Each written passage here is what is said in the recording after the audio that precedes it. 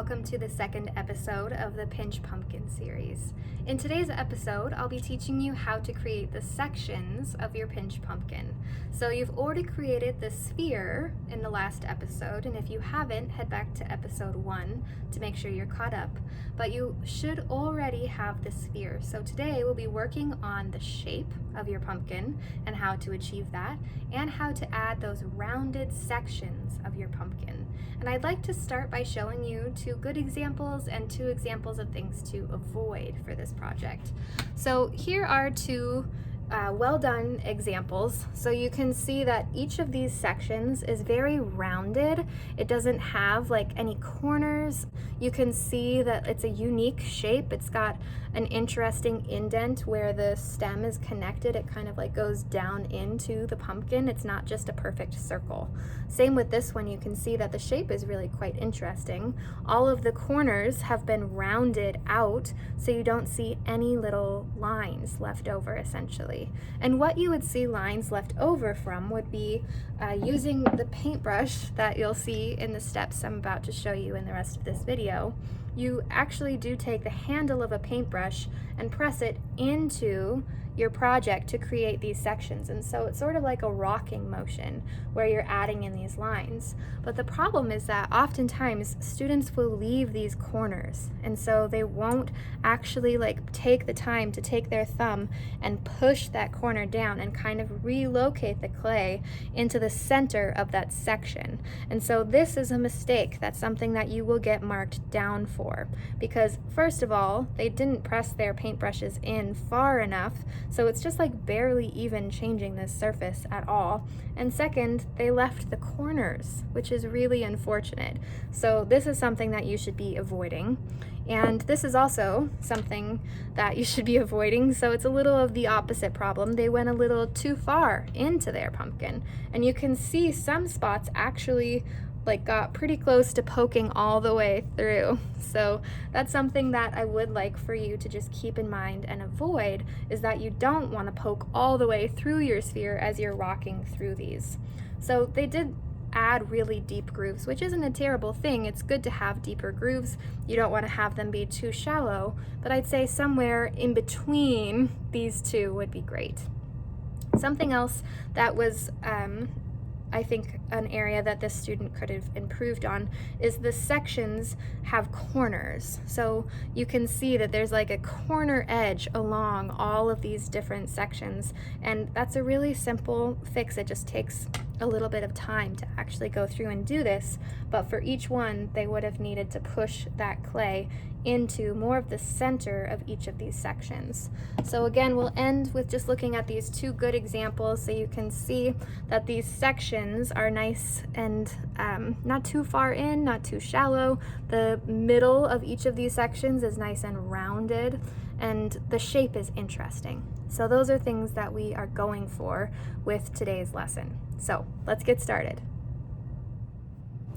Before you move on to the steps in this video, make sure that the sphere that you've created from the first episode is perfectly smooth. So if you can see any little indents, just like a little tiny dent from fingers pinching your sphere, that means that you need to take a tool, some type of tool, and smooth the outside edge. After you've done that, you might have a couple of flat lines or edges that you've created from using a tool. So at that point, I would recommend just doing a Pocahontas toe touch of water on your hands to help smooth out any of those extra dents. So your sphere should be perfectly smooth before you start on this next step. To begin, we need to consider the shape that a realistic pumpkin usually has. Usually, it dips in slightly where the stem connects to the pumpkin. And so it's very important that we change the shape from a sphere into something that could look a bit more realistically like a pumpkin. And to change the shape, it is very important that we do a specific step of poking an air hole. Because right now, the inside of that sphere is being held up by air. There's air trapped in there, just like a balloon is able to support that latex outside exterior because it's got the air on the inside. So if you squeeze a balloon, it doesn't really change the shape of it very much.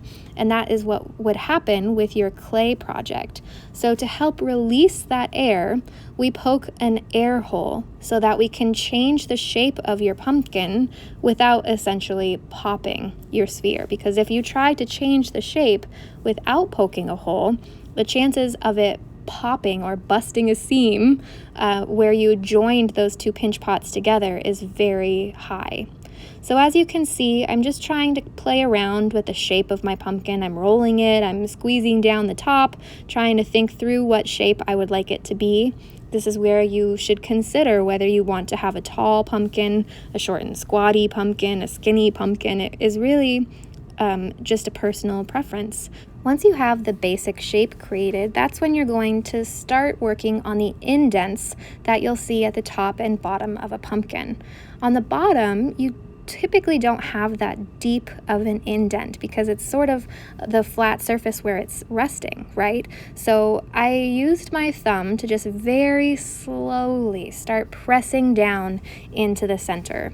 Now keep in mind that while you're doing this step, if you press too far down with your thumb, there is no way to undo that. So if you press down too far and you like squash your pumpkin essentially, or if it's just a little too deep, or if it like tears and breaks into that space, then those are things that would all be cause for restarting. And so if you do not want to have to create your pinch pots over again, I would really recommend taking it slow during this step. Just very slowly start sinking in the top and the bottom until you're content. After you've completed that step, you'll have a lot more cleanup work to do because after you spent your time smoothing, you then changed the shape, and it probably did encourage a few more dents and cracks. So I would recommend doing the Pocahontas toe touch, where you just barely touch your fingers in water, kind of blend it over your fingers, and then use that just a small amount of like tackiness on your fingers to blend away all of those little cracks and bumps and dents. So this is really going to take you just a decent amount of time to go through and really smooth out any of those corners, any of those edges, making sure that you've gotten it all taken care of before you move on to creating the sections, because it is much easier to smooth a flat surface like this than it is to try to smooth individual sections of a pumpkin. So take advantage of this while it's easier right now and smooth everything out as much as you can. For this next step, you're going to collect a small paintbrush and you're going to very slowly start rocking it in to make that first line for your first section. Remember that you want these to go straight down if the pumpkin is sitting on a table, so make sure that you aren't making the lines on this part specifically at a weird angle. So you should have this line wrap all the way around, and it is sometimes tricky to make them line up, so do your best to make it one line that goes all the way around the pumpkin. You need to be thinking through how many sections you want your pumpkin to have. So if you'd prefer to have a more simplistic pumpkin with like larger rounded sections, then you can plan on fewer. But if you'd like to have a lot of like skinny sections next to each other that are all rounded, then you can plan for more. It's really a personal preference. The minimum amount of sections is 6. So you would have to have at least 3 on both of these halves. As I'm working, I could have done just 3. So you have the option of going all the way up to 12 sections. So you could have 6 sections on either of those halves. So it's really a personal preference. As you're going along, you can kind of change it. It doesn't have to be completely even all the way around. And if you wanted to have some sections that were skinny and some sections that were thicker, that's perfectly fine too. You can have some variety that way. And that's an excellent opportunity for you to add in some creativity and originality. As you're going around your pumpkin and pressing your paintbrush in to make these sections, it can be a little tricky to know if you're pressing it in to the correct depth. So as you're working, you can just be thinking through, okay, if I push this paintbrush into my pumpkin wall, can I put my hand over the top of it and have it feel flat? So you should be able to just almost submerge your paintbrush handle into that section that you're creating in your clay. So your paintbrush handle should be level with the rest of your pumpkin wall after you've pressed it in. So once you've done that, you can always go through and make it deeper of an indent, but you can't really take it back. So if you go too deep with your indentations, then it does sometimes require you to start over if you poke through, or you might have to patch a couple of things. So always start off a little bit lighter, and then you can go back through and re-add those dents. Once you've added all of your sections, it's good to just go around and check each section to make sure that it is pressed into the correct depth. So here's an image where you can see what it looks like when the paintbrush is completely level with the pumpkin walls on the outside. So I would just go through and check each one of your sections to make sure that it's an appropriate depth.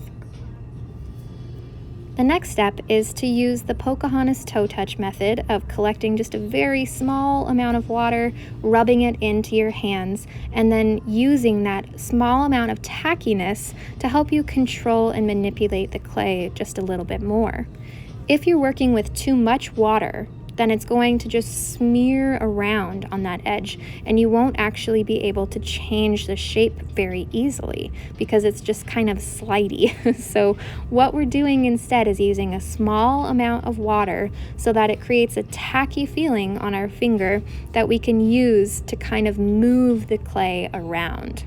All right, so the next step, as you can see, is to go through and work section by section. So I'm starting with this section and I'm pressing that corner down with my thumb, and it takes a lot of repetition. Sometimes students think like, okay, this is going to be quick, I'll just press each of these seams down once with my thumb and that's enough.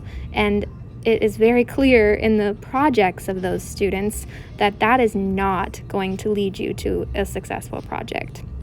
You can almost always see the corners if you don't spend a long time on each section. It does take like quite a few passes to actually get rid of those corners, as you can see. And so that is going to take you quite a bit of time, and I expect each of these sections to be rounded. And this is the area that I'd say students struggle with the most because they rush through it, or they're not quite sure that they have to actually relocate the clay. But I'm showing you very clearly in this image that you need to push the clay towards the center, have it smoothed out, and have all of the corners completely gone. They should be all nice and rounded. So this is what you're going for with this project. And let me show you what it looks like when we get a little bit closer.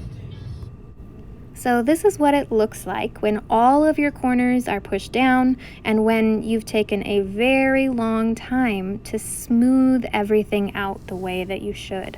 So you can see that it's really kind of shiny, the exterior of this pumpkin. So that's what I'm looking for. That's the quality that you should be striving for with this project, because if you've got corners, if you don't have rounded sections, if you have too shallow of grooves or too deep of grooves, those are things that can really make this project clearly not as successful in the end result that you get. So take your time working on this. You should spend a long time smoothing out each of these sections to make it as smooth as possible. Thank you so much for taking the time to watch this second episode of the Pinch Pumpkin series. I hope it was helpful and that your pumpkins are looking great. So let's move on, and I'll see you for the next episode. Thanks for watching.